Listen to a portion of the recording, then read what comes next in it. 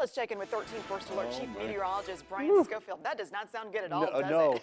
And in the next half hour, I'm going to show you those numbers and the wind chills. Unbelievable. We're sticking around for it, that's for sure. But I want to show you some other stuff first because we're talking some very interesting weather coming up. We know there's going to be wind. How about the rain? How about snow? Well, it doesn't look like local stuff is happening. It looks like it's all out in Lincoln County. Winter weather advisory starting tomorrow. That doesn't include the Sheep Range at all, but you folks out in Pioche and other areas definitely take heed to that. We look pretty good. Once again, a very typical day like we've had the past few. You get that mix of clouds and sun, sometimes more clouds than sun, and it looks ominous. It's the wind that we're focusing on next, but that doesn't mean we won't have a chance for a shower. Front comes through and really drops the temperatures for Friday, but on its entry, I'll tell you, it'll make a big difference in the wind and certainly start to stir up some of that dust and sand. So here's where we're looking now. Let me just throw in the more of a, not a national map, but more of a regional map. And you'll see that moisture is still getting wrung out in the Sierra, and it's going to make a big difference because it's going to be one storm after another. Look at all that. Rain just almost disappears right there in the mountains because it's turning into snow.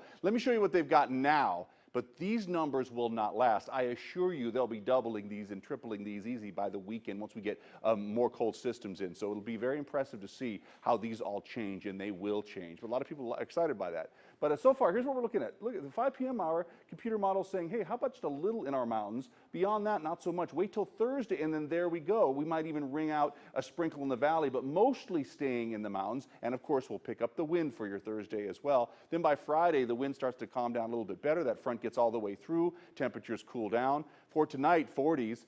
For tomorrow afternoon, we're still talking right around 60s. Yeah, that's the prefrontal warming. But let me show you what it looks like for the weekend. So we can still pull out, once again, a sprinkle for tomorrow. But either way, breezy, cooler on Friday. Temperatures ramp up again. We pick up maybe a shower, maybe a sprinkle again on Sunday into Monday, throw in a few showers.